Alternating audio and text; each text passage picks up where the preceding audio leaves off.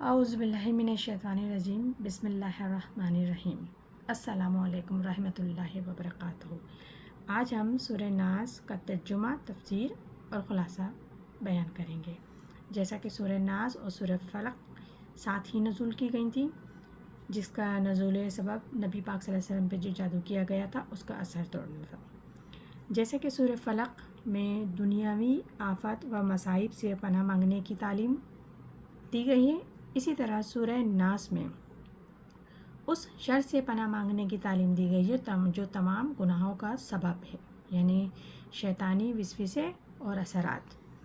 جیسے کہ اللہ تعالیٰ فرما رہے ہیں، قل اعوذ برب الناس، اے محمد صلی اللہ علیہ وآلہ وسلم کہہ دیجئے میں پناہ میں آیا لوگوں کے رب کی، یعنی کہ رب کے معنی پالنے والا، ہر حال میں اصلاح کرنے والا، انسان کے زندگی کے ہر اقدام کی، قدم کی، راہ کی اصلاح کرنے والا۔ آگے فرماتے ہیں ملک الناس الہ الناس، یعنی کہ لوگوں کے بادشاہ، لوگوں کے معبود۔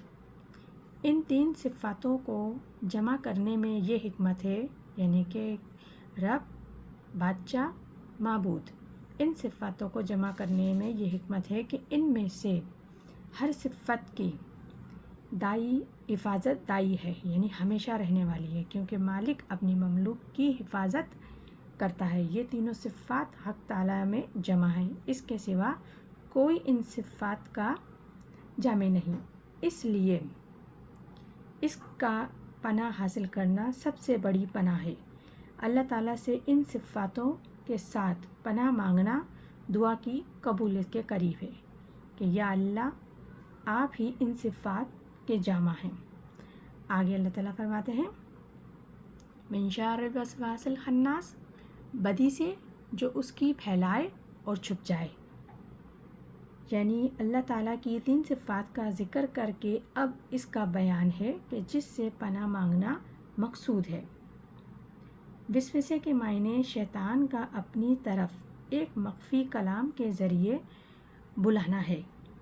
خناس کے معنی ہیں پیچھے لوٹنے کے۔ شیطان کو خناس اس لیے کہا گیا ہے کہ وہ اس کی عادت ہے کہ جب انسان اللہ تعالیٰ کا نام لیتا ہے تو وہ پیچھے بھاگ جاتا ہے، پھر انسان اگر ذرا سی غفلت برتتا ہے تو وہ پھر آ جاتا ہے، پھر جب انسان اللہ کا نام لینا شروع کرتا ہے تو پھر بھاگ جاتا ہے، اور پھر غفلت برتتا ہے تو پھر آ جاتا ہے، یعنی کہ یہ سلسلہ جاری رہتا ہے۔ تو یہ آیت ترجمانی بھی اسی حالات کی کرتی ہے کہ انسان جب جب اللہ کا ذکر کرے گا، وہ جو اس نے برائی پھیلائی ہے وہ چھپ جائے گا۔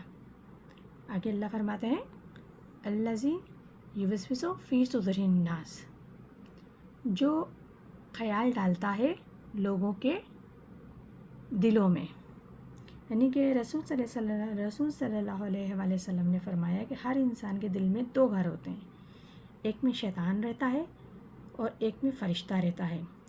جس میں فرشتہ رہتا ہے وہ انسان کو نیک کاموں کی طرف رغبت دلاتا ہے، اور شیطان برے کاموں کی طرف اس کو رغبت دلاتا ہے۔ اور جب بھی انسان اللہ تعالیٰ کی ذکر میں، عبادت میں مشغول ہوتا ہے تو وہ انسان یعنی کہ شیطان انسان کے دل پر اپنی چونچ رکھ کر اس میں برائیوں کے وسوسے ڈالتا ہے۔ اس آیت کا یہی ترجمہ ہے کہ وسوسے شیطان کا حربہ ہے جسے وہ استعمال کرتا ہے اور اسے برے برے خیالات دلاتا ہے انسان کو، جب بھی انسان رب العزت کی ذکر میں، فکر میں اور کلام الہی میں مصروف ہوتا ہے یا عبادات میں مصروف ہوتا ہے۔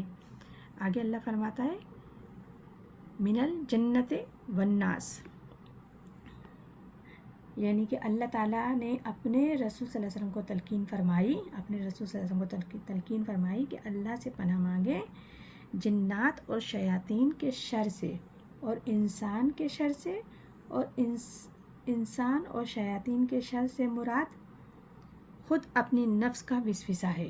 ایک تو شیاطین کے شر ہو گیا، اور انسان کے شر سے جو ہم پناہ مانگ رہے ہیں اس میں خود انسان کا نفس ہے، اس سے پناہ مانگنے کی تعلیم فرمائی ہے۔ اسی لیے رسول صلی اللہ علیہ وسلم نے اپنے نفس کے شر سے بھی پناہ مانگنا سکھایا ہے۔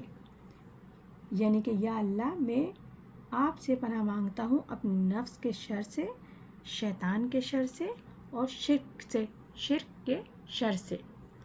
یعنی کہ سورہ ناس مکمل دعا ہے ہر شر اور بدی سے حفاظت کی۔